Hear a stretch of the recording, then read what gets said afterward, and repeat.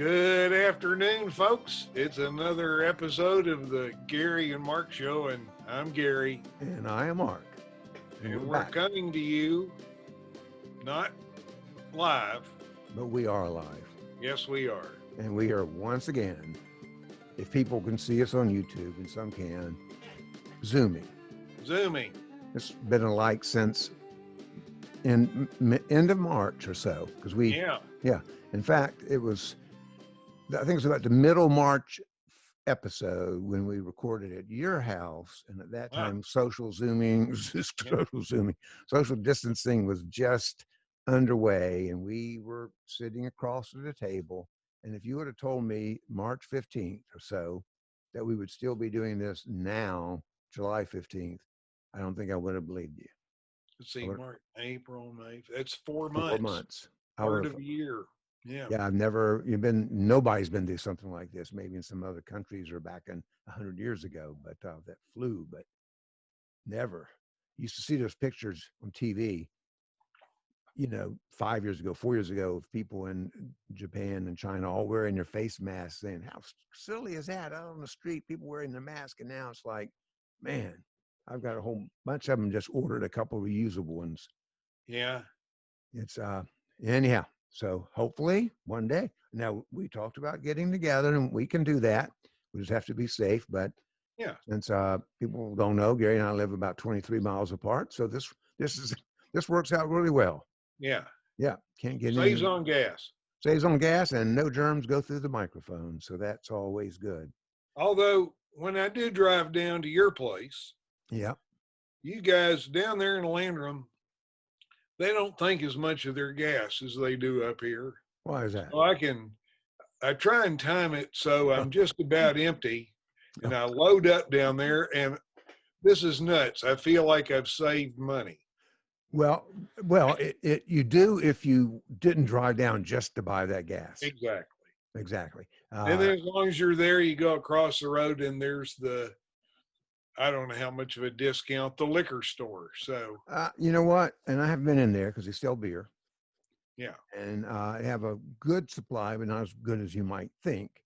But the price, I don't want to bum them out or anything, but it's just the same over at Ingalls. Yeah. And Ingalls is cold, and it's not cold over at the other place for some state law, I guess. But it's there. And they seem to do a good business, I suppose. Oh, gosh. Whole rafts of different kinds of. Have you been in there? I have. Oh, okay. So you know more. I've been in there. Yeah. I've been there one time, and it was like, there's more selection of different. I'm not that well versed on distilled spirits, even though I am from Kentucky and I'm supposed to know about bourbon, but. Yeah, when I was in New Orleans as a young teacher, gin and tonic and whiskey sour were my only mixed drinks, I think, or Bloody Mary. Remember that? Yeah. That was about it. And I haven't had those in probably decades. Beer's good enough for me. Wine every so often, but yeah, my wife drinks Angry Orchard green apple. She likes that. Yeah, 4% something or another in the evening before she heads to bed. Well, last episode, Gary, you introduced the little buddy device. The little buddy. And I just want you to know, reader, we've had a couple of listeners email want to know, is there something like that for women? So I said I'd let you know that you and the laboratory can go back. Okay. Maybe you have something in development that, maybe Barbara can help get it fitted or whatever. People want to know about it. They can go back and listen to episode 34. Well, yeah, maybe it would be instead of the little buddy, the little sister, and then with the little sister, you'd have to get like do you remember the thing they call the Sandy film? It looks sort of like a funnel. Yes, I don't know. I remember the name of it. Yeah. We used to sell them at the store. I was at Sandy Films. Yeah. So you did sell them? You used to carry them, or you used to sell them? Yeah, we used to carry them. Yeah, and they so that I guess women also can write their name in the snow. If and actually, I think I purchased one for my mother-in-law on her horseback riding trip to Portugal. So well, they made good sense because yeah, and women. see, you would need kind of one of those, I think, along with Lil Sis, if you don't want them to. Yeah, we can. Okay, well, we'll get our crack team research team working on that. That's a good idea. Because we believe in equal rights, especially when it comes to having to do 1 and 2. We want to help you out. That's right. Of course, the original little buddy, the Big Whiz Pocket Buddy app was a whole different concept. Yes. So, and women don't have that issue, I don't think. No. Yeah. So we won't get into that. People They always had. They never had enough bathrooms in the restaurant compared to the men, because or they didn't. Yeah, so they'd be a long line. And they still have that. I have been to the, Peace Center, someplace like that, and it used to be intermission, and I mean the women's line is coming out the door. Men's might be too, but they move men so much faster. And I keep saying, oh my gosh, if I had to go, I would not be able to wait as long as that line looks. So I think maybe new places have to change that percentage, I guess, of maybe if there are more women architects. There you go. Was that politicians, maybe? Yeah, there you go. Both of those things would probably work right. Well, it's July 15th, we think, when most people will hear this. Anything in history on the 15th of July that comes to mind?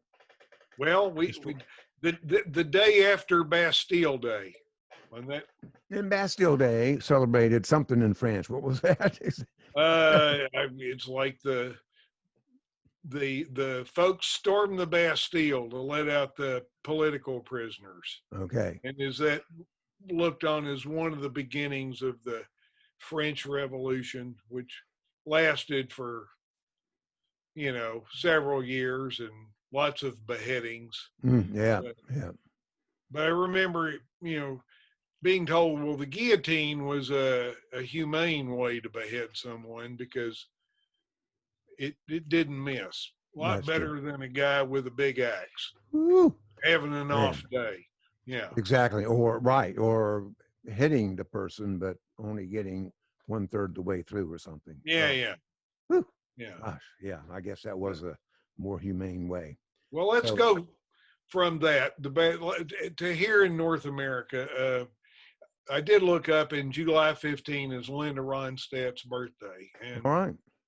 Boy, a bunch of men my age, your age, we all 40, 45 years ago we had crushes on her. Mm-hmm. Oh boy, what a voice. Yeah.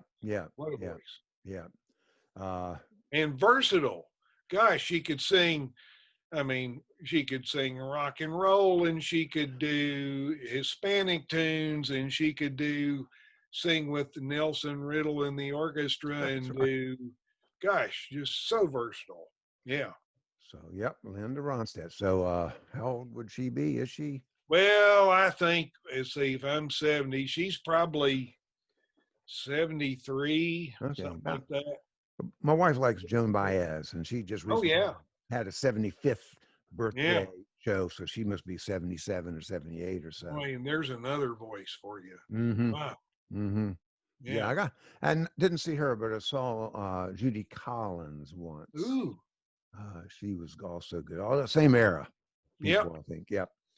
So, Gary, it's July, and we live, both of us, you especially, in the land of summer camps. Yeah. And now COVID-19, almost all of them are closed. Yeah. There are a few that are opening with all kinds of rules in place, safety things. We wish them luck and all that, and good health. But of course, it's, this time 49 or 50 years ago, in 1971, when you and I met at summer camp, and that camp is closed. Yep. And for this year, but this is their first time in how many years? Well, let's see. They opened in 22. So 22. Okay. So it would be, that's right, because they're talking about This would be their 99th year. That's right. 99 years, same family. Yeah.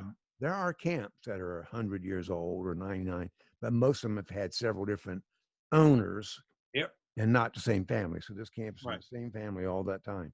And a lot of people are missing it. And we've done a session up there. You and I went on the tower and did a recording back in January. Happened to have a pretty mild day, I guess, because it's at 20-some hundred feet.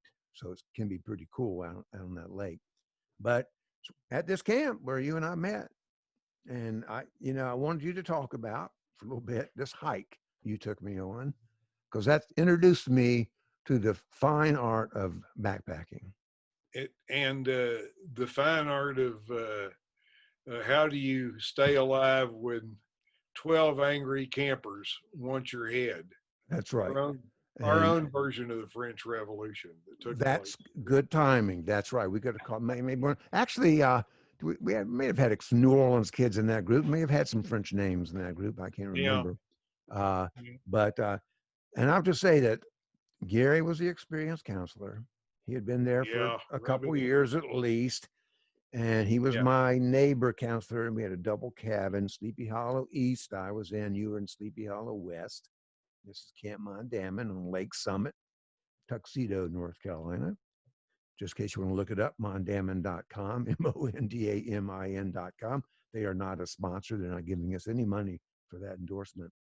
But I knew nothing. All I knew was in the what to bring to camp list, it said bring a frame, backpack, and a sleeping bag. Well, I'd been camping with my dad. That was about it, like 2 nights. So I go to the store. It was equivalent back then of Walmart, some sort of discount store. And there was a $5, of course, it was 1971. That may be the equivalent of $20 today. I don't know. $5 frame, canvas backpack, no waist belt. So is this in Mount Gilead? No, this must have been in Durham because I was in school in Chapel Hill, and Mount Gilead would not have had a discount store. And there was hardly anything like mail orders we have today, or catalogs. I know you had catalogs, but if you ordered it, I never would have gotten in time. You would have waited 6 weeks for it to show up. And so that was my backpack. I didn't know any better. It looked cool to me. And my sleeping bag, people can't see, but on maybe on the YouTube they can. It must have rolled up to about 18 or 20 inches across. Right. Cotton, all cotton, weight done, no stuff sack. If it had a stuff sack, you would have needed a 50-gallon burlap bag to stuff it into if you could have found one. So I don't even know how I got all that sleeping bag onto the pack, but you had to deal with me and those 12 angry kids, which weren't angry when we started. But tell us about that trip, Gary. Spirits relive those moments. As I recall, spirits were high when we began. As they always are. Not a cloud in the sky. Not a cloud in the sky. And overnight cabin trips. My first ever. Very much promoted by the camp. Go out with your cabin. So an experienced counselor in his cabin would take an inexperienced counselor. That would be you. In his cabin, and we would all go off together. So that it was 14 people, 6 kids, 1 counselor. So, and we would walk from the boys' camp around a piece of the Lake Summit. And you remember you had to cross the road. I remember we had to cross the highway, and actually you were walking right on the edge of Camp Greystone property. It seems like you'd go up this hill and then you'd come down, and you had a little kind of rock outcropping you had to negotiate, come down by that, and it would bring you to that old steel bridge. Right. Which is still there, right? Which is still there. I mean, that the bridge that carries cars now is a new bridge just beside it. But that old steel bridge that sat above where the old dam used to be. And then, but once you got across, I think from our cabin to cross that bridge, at that point, you've done about a half a mile, maybe a little more. And I can tell you, by the time I got that half mile, I was about done. Yeah. Because that big bag was bouncing up and down on my pack, hitting my back of my legs, I'm sure, my thighs or something. and then you walked a gravel road that took you into Camp Green Cove, and then you would walk that gravel road. It seemed like would kind of, once you got near the girls' camp, there were a variety of trails you could take, and I wouldn't have known any of this. well, of course, our destination was a new cabin that had just been built back in, what we call the back 40, which really was an 800-acre piece of ground that was next to another 800 acres that belonged to the owner's brother and his camp, Arrowhead. So seems like both camps, you could share that area. So you had about a 1,600-acre area back there you could go wander around, and there were a maze of both footpaths and Jeep roads. Boy, yeah, I remember those Jeep roads.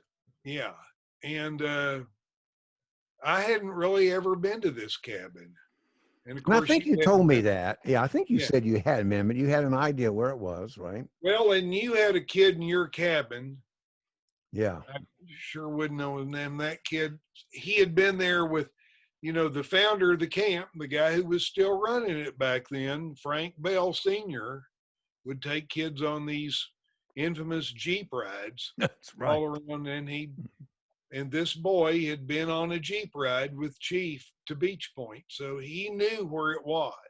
And that was probably in the days before they had seat belts in those Jeeps too. Oh yeah. I mean, yeah, we did. I just remember those were crazy, wild, crazy Jeep rides. Yeah. Yeah. So, and so the boy thought he knew where it was. And I'd never been there. And at that point, there was no detailed map either of the back 40. A few years later, one was, I remember, a pretty good one was done by a guy named Kelly Crocker. Oh, yeah. He spent a whole winter there and walked the back 40. But, on a topo map, we had those topo maps. Well, this area would have covered about maybe 4 square inches at most. So trying to, discern from that where you were. Right. And of course, this cabin would not have been on the topo map unless someone had No. in. No. And so we wandered. We did. We wandered and would take one trail to another trail. And this boy kept thinking he knew the way. Yeah. And I just followed. I was at the back, so I just kept putting one foot in front of the other. Yeah. And the day began to grow shorter and shorter. It did. And the clouds started to move in. Right. And then we just decided, I think at dark, well, we'll just camp here. We're okay. I think we had some water, and I don't think we were by any firewood, and in the woods, we were in an open field. Uh-huh. But we thought, well, this is okay. We got our sleeping bags. It's a nice night. And Gary he's in charge of these kids. He's being very optimistic, keeping their morale up, keeping my morale up. Right now, so far, what's wrong? We don't have a cabin, but who cares? We got the wide open spaces. Yeah. Sleep we got our house on our back, so that's right. Sleep under the stars. Sleep under the stars. And this is back when I guess the big old pasture, what's now what we know in Odie's Knob. Anyway, Chief had cows. Remember, he had cows. So. Oh yes, I do. And so you could tell where the cows had been. Easily. And had been in a lot of places too. And we camped where the cows had been, but we explained to the kids, you just take your poncho, your army poncho, and you lay that down on the ground first. And that way they'll keep you away from getting any of that stuff on your sleeping bag. Mm-hmm. Seemed like I was going to roll off the pad or the Well, I don't think we had pads back then. Yeah, poncho, I guess. Yeah. Yeah. You just had a poncho. Put the poncho down. Put your sleeping bag on it. It's just manure. It's okay. That's right. Natural. Yeah. No big deal.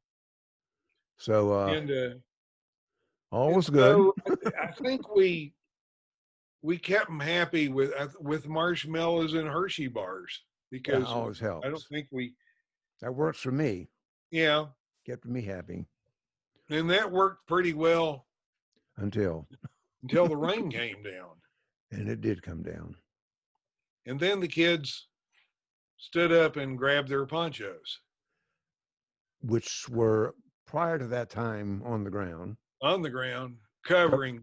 The cow surprise. Yeah, and then to put the poncho on correctly, I've used the analogy, it's like toast, when toast falls butter side down, Mm-hmm. butter side up or butter side down. I don't know what you would call it, but some of the kids made the mistake of putting the poncho on butter side down, so to speak. Yes. And so not only are they wet and smelly, Yeah. now they're not as happy as you were No, and it's 3 dark hours earlier. and they're hungry. Yeah, because that's right. We were feeding them marshmallows and candy bars. We Yeah. hadn't had anything other than that to eat, right? Yeah. Yeah. So this is when you got your first lesson on how to control a potential mutiny. Yes. It was. They were not happy campers at that point. That's probably No. where the phrase came from. Right. Not happy camper, happy camper. And They invented of course, that phrase. the camp had a rule: if you went on an overnight, you didn't come back till the next day. So Yeah. I don't remember signing any paper that said that, but you kept yeah, explaining that to me yeah, because I was ready to go back. yep. Yep. Had a cabin with a shower in it. But So I think some of it is kind of clouded over well, a 41-year-old memory. I can remember you, and these were the days prior to LED flashlights that would shine 300 feet and stay bright for 6 months on one Yeah, AAA battery. These are those D batteries, yeah, double D batteries. yeah, an with a- anchor. yeah, with a glass bulb that could Yeah. break at any minute.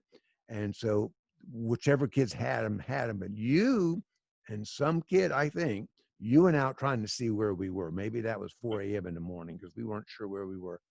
And you discovered where we were, and it wasn't far from where we had started. Right. I mean, it wasn't at the boys' camp, but we Yeah. had just made some big circles and Yes. And we found a fence line. I remember that. So then we all got together in single file. I think we had one operating flashlight at this point, and make our way along the fence line. And it takes us downhill. And seems like long about dawn, we realize we're at the girls' camp, Green Cove. We're in their barbecue pit area. That's right. At which point we knew where we were.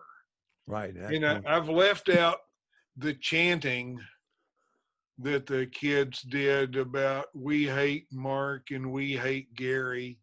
I remember that. That went on for hours, it seemed. Well, it's like that marching, it's marching tune they do in the army. So these kids were doing that. Mm-hmm. Waiting for him to turn on us. That's right. And they were 11 and 12 years old or so. Yeah. And they were big enough that they could take us on if they wanted. Sure. It's not like they were 4 years old or 6 years old. We could have handled those, 12 of them. Yeah. But these were pretty big kids. Yeah. So we got back to camp and everybody on our way back, yes, I remember it seemed like their recounting of what had happened, but it took on a mythology of its own, where instead of this being just a total disaster, they had been able to withstand whatever nature threw at them, and they were bigger and tougher, and coming out on the other side, they were already turning this into an epic. They were conquering heroes. Yes, they were. And by the time I think the second bell for breakfast, I think we made it back and they were able to go in and eat. And then I don't know what happened after breakfast. I would assume that we all went and passed out in our beds. Yeah, probably we had to go do an activity though. Maybe they passed out. I wonder if they had their showers before they made it to breakfast or afterwards, because they would have smelled pretty bad having slept in the cow pies. Yeah. But that was a memorable first trip for 49 years ago, yes. Yep. I remember like it was yesterday. And that's where we submitted our friendship with that trip. And yes, we did. I will say that yeah. Gary still backpacks, you've heard us say several times a year, and he's never invited me. And that's okay, because if you ever do, I'm not going. But it's not because of that trip. It's because I'm lazy and it's hard work. And but I will say the next summer, I got rid of that canvas $5 backpack, went back to the store and bought a $10 nylon one with a waist belt. No padding, no fancy buckle, but I thought I'd come up in the world. I had not come up in the world at all. Must have been my third summer before I ever got around to a decent backpack. Well, I remember 77, your last summer at camp. That's right. You and I took some kids looking for Dismal Falls. I remember that, yeah. And we didn't find it. You know, that runs into the Evelyn Levin. And we camped. I mean, where we camped is now part of Panther Town, but we, and it was very close to the entrance. There used to be, the Shepherds had Camp Winding Gap. I remember that camp, yeah. It was near there. Then the only other, I remember we went looking for Dismal Falls and didn't find it. And then the day we got picked up by Dick Jordan driving the bus, he'd picked up a girls' Tuckasegee trip before he picked us up, and he's the one that gave us the news that Elvis Presley had died. I remember. Boys, what year? Oh, 77. That'd be August of 77. Wow. So I worked at Camp 7 summers. You worked there how many altogether? More than that? Oh, I think 12, because I skipped a few and then came back and did a couple. My last summer there was 83. Okay. 69 was first, 83 was last, but there were a few in between I missed. Yeah. Well, it was a life-changing experience for me that first year. And that's why I did it for 6 more years and still do something outdoorsy every year. Not that necessarily. Don't camp out anymore. I gave up that camping out. That was a good story, Gary. And we're going to do that. We're going to make a recreation. We're going to Beech Point. We are. We should make that maybe our next get together and go mobile. Yeah. We'll just. I'm going to take a camera, but we'll take a recorder. We can stop and record bits. We're not going to need recorder on because it may take us 6 hours to find it again. But you know where it is now, right? I think we could get there in a pretty short amount of time. I'd be curious. I have been there. I took my cabin one time, and that would be a whole nother story. That's when everybody came back sick, but that was my fault. My fault being it's been my first year because I should have known better by my second year. I don't know. But anyhow, so Gary, before we leave, you're a gardener. Show us what you have. Well, I'm not. I am married to a wonderful gardener. I've seen pictures, But here, I'm going to hold up. We have an apple tree. We've had it for, I don't know, 10 or 12 years. Barbara would, and it's the outfit that before Conserving Carolina in Henderson, Kansas, there was called ECO. And anyway, they sold the Environmental Conservation Club anyway, they sold apple trees one year for a fundraiser, and Pristine is, it's an ancient heritage tree. I looked it up. I think the Pristine was developed, not that ancient, 1974 up in Purdue. And of course, it's an early apple. So they're coming in now. I mean, I will bet you we've already peeled a good 20 pounds from this one tree. Wow. And you just had one tree. Yeah, just this one tree, and it's an every other year tree. So there won't be any apples next year, maybe one or two. So it's every other year. So I mean, and ours happens to be it's an even year, and so boom, 2020. So the next big crop will be 2022. I mean, does that have to do with the pollination, or does that have to It do has with? it has to do with something. Yeah, I mean it's Well, an every other year. we should get Dee Dee, because I heard she's got a new job now. She's Okay. working at some nursery, so we may have to get her Oh, talk about yeah. that. Yeah, one day. But So are those tasty eating apples? they're a really nice balance of about half sweet, half sour. And is that And the big as they get, or they get bigger? let's see, hold this up. This is about as big as they get. And one thing I just learned I should do when they first start to fruit, I should go in and take that clump and get it down to 2. Don't have 4 or 5, because I mean, we ended up we had a bunch that are just a little bit bigger than golf balls. So if I were to do that, then the ones I would get a little bigger. Well, that sounds. Yeah, 2 years from now, you can do that. Yeah, that'll be if I'm still around. If COVID hadn't, who knows? Yeah, I would look forward to 2022. Yeah, but yeah, Barbara's made apple sauce and apple butter, and this is going to have fillings for apple pies. And then this morning, I just this one, just had it for breakfast and read about how it's true an apple a day can keep the doctor away. Well, heard that as no cholesterol. I forget all the stuff it doesn't have. No fat, no cholesterol, no salt. No, it's a healthy food. High in antioxidants and has all these different vitamins. And of course, I like hungry. It may, I love that, and it may help prevent Alzheimer's or Parkinson's or dementia. Well, so I better have another one. That's right. But I have 1 or 2 of these a day. But this tree will be done. You think of fall harvest. This tree will be done.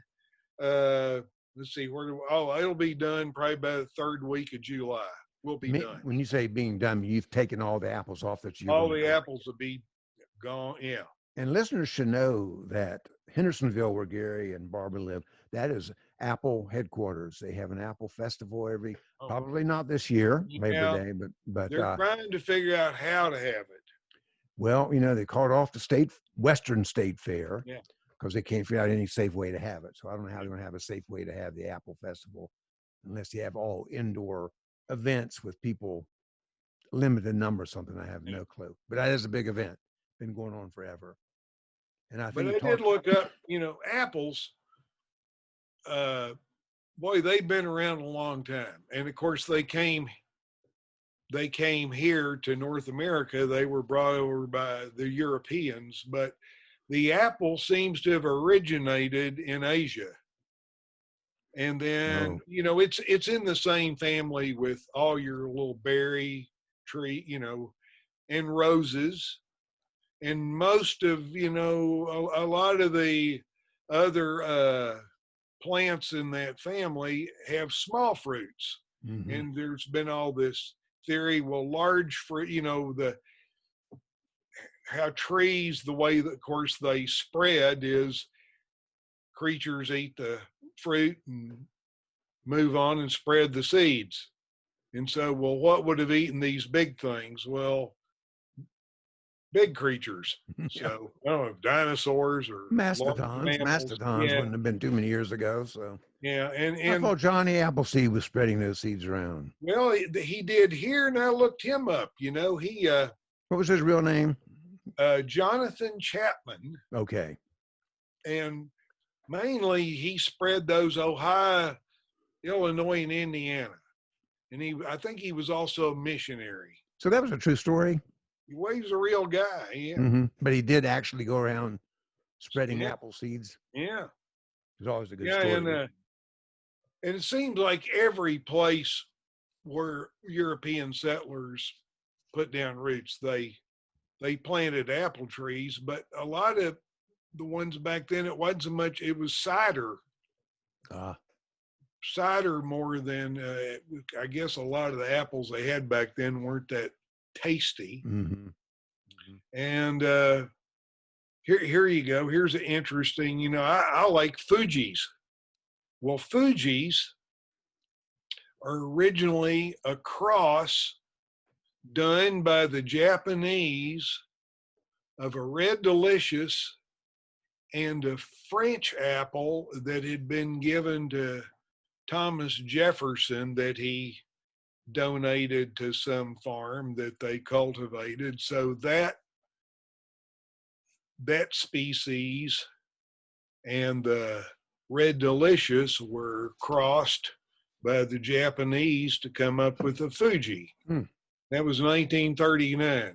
Wow. We're saying, like, well, 2 years later, they attacked Pearl Harbor. So that's right. Fuji was a nicer move. Yeah. But apples, they're just seems like they're in every culture. And there are a lot of different varieties. Even at the local store, you can get a lot. But probably not. What'd you call that one you have? What's it called? Pristine. That's what it was, pristine. And I think, and if it's it has a name like the something -32. It was the 32nd grafting of. A co-op. Thank you. From off stage. Okay. A co-op 32. Okay. Developed, I guess, or refined at Purdue University. Huh. Mainly, I think, because it's fairly disease resistant. This is would not be a super commercially, I don't think, viable apple. Boy, it touches the ground, it bruises easy. But I mean, if you only got one tree in your yard. So how does it get pollinated? With the bees, I reckon. I see a lot of. Well, okay, it makes sense. And we try and have other things to keep the bees happy and don't do any kind of. Well, one day you have to hold up some pictures of your garden, because I do see on Facebook Barbara's photos of things from her garden. Beautiful. She's got a green thumb. Yeah, well, that's what I don't have. So, and I don't either. The Country Life with Columbus Mark will be talking about my green thumb in the next my next video. Yeah. So, well, anyhow, it's been a fun talk, Gary. Yeah. Reminiscing about some old times. Well, and let's make another shot at Beech Point this time. Let's need it. Well, I don't know. Maybe we bring our ponchos anyway. Yep. Well, that's right. But these days, if I'm not backpacking, because you backpack, if I'm hiking, I don't mind a little rain. Cool things. I don't like walking into pouring down rain, but I end up sweating more if I have a jacket on anyhow. So it's better just to get wet as far as I'm concerned. Yeah. Anyhow, we thank our sponsors, Smooth Outfitters. We haven't been there in months, and who knows when we'll get back, but they're still there. They're doing well. Yeah. They're open. Got Good that big deck. And we got LJ Myers, professional white dove releases.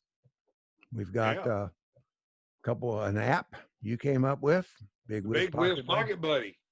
And finally, we talked about Scott Reed, where we might be able to go and host Scott Reed at, not Mondamin, but where's that place?